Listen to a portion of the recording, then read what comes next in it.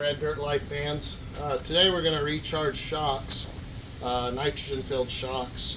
These shocks came on my lift kit from Rock Crawler suspension, and the other shock was at 50. They need to be at 100. So we're going to check this as the driver's side. We've already done the passenger side. I'm going to walk you through the steps involved and what you're going to need to do it. First, you'll need a gauge. To check it first. We'll do that and see if we even need to charge it. And if we do need to charge it, she'll come around and show you a picture of the front here of the nitrogen tank.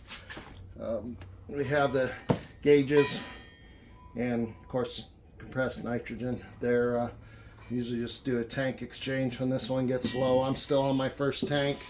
I use nitrogen charged shocks on my Rock Crawler as well, so I'm using this quite often. So a little bit familiar with how this process works. These go up to, I think, 3,000 pounds of nitrogen. So you're going to need the pressure gauges to regulate it, the regulator and such. So we'll get started with this. We'll go ahead and I need to grab a 11/16 wrench, I believe.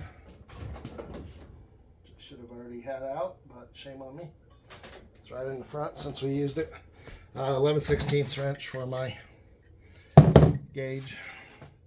And we hook the gauge up, make sure it's turned out all the way backed out. That way it doesn't let out any air in the shock initially. And easier said than done. There we go. Table. Quick tighten. Okay, so the gauge is on, and she's going to film up here. When we spin this down, it's going to compress that Schrader valve, and it'll show you how much pressure's in this shock.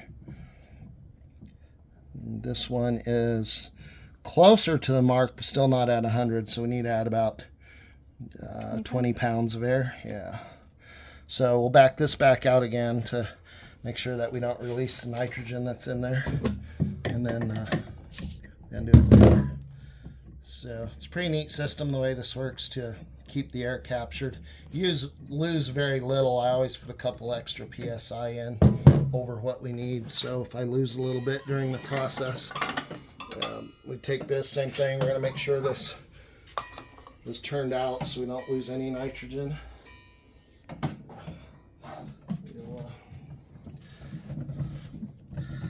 Spin that on. The tank should still be set from 100 from doing the passenger side. We'll assume it is, and it won't hurt anything if it's not, because this will be turned out. We haven't released any nitrogen into the shock yet. Okay, we'll go back to the tank here, front view. And so the first thing I'm going to do, since we should already be set at 100, this will be our line pressure, and this is our tank pressure. I'm starting to get low. I know I need to go do an exchange soon. We'll open up the tank, and that'll charge the line, and it'll show me the tank pressure. Okay, and if we need more or less line pressure, we can adjust it here. Out, we'll turn it down, and in we'll increase the pressure. And if we need to bleed it off, there's a little bleeder valve here. We can just turn the bleeder valve if we have too much line pressure. But right where we need to be. So we'll come back up here to the shock, and we will go ahead and, since we have line pressure now, we have 100 PSI here and only 80 in the shock. When we turn the valve down and open the Schrader, it'll equalize all that pressure to 100. And our shock should be charged. So there it is. It's pretty anticlimactic. And so what we want to do next is close the Schrader valve again by raising the needle up.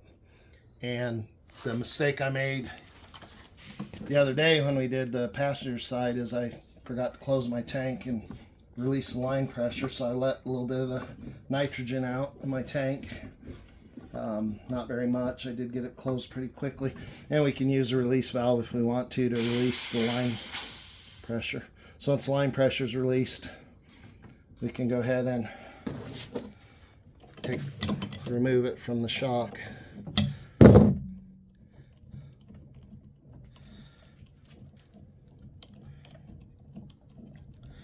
Now my rock crawler takes, I believe, 150 in the back and like 275 in the front, maybe more. I don't remember what the exact number is on the rock crawler. It takes a lot in the fronts because of the weight of the motor, etc. I'm surprised these ones are only 100. And depending on how it rides, we can always adjust the shock. I don't know what the max pressure on these are because they're not box shocks. These are actually rock crawler brand or rebranded, but they did come from rock crawler. So I'll have to find out what maximum pressure is on these, but we definitely probably won't go below 100. We may increase that depending on the ride and if we're four-wheeling or just daily driving it. So we're going to open this back up again now. This is just our tester, and see if we're at 100. Ooh-wee. Yep. A little over. And I also have the little bleed off valve here and it don't take much, boy. There's not a lot of volume in these shocks, so when you release it, if you're not careful, if you were to take this off without opening this back up and releasing that Schrader valve, in a second your air will be gone and you'll have to start all over. Been there, done that. And that is a wrap on back up to me. And that is a wrap on filling nitrogen filled air shocks. Hope you enjoyed it and learned something. And all this equipment can be purchased online on eBay. I think that's where a lot of it came from. Maybe Amazon. I believe this was around $100. I don't remember. Maybe $150 for the regulator. And then the tank I got off.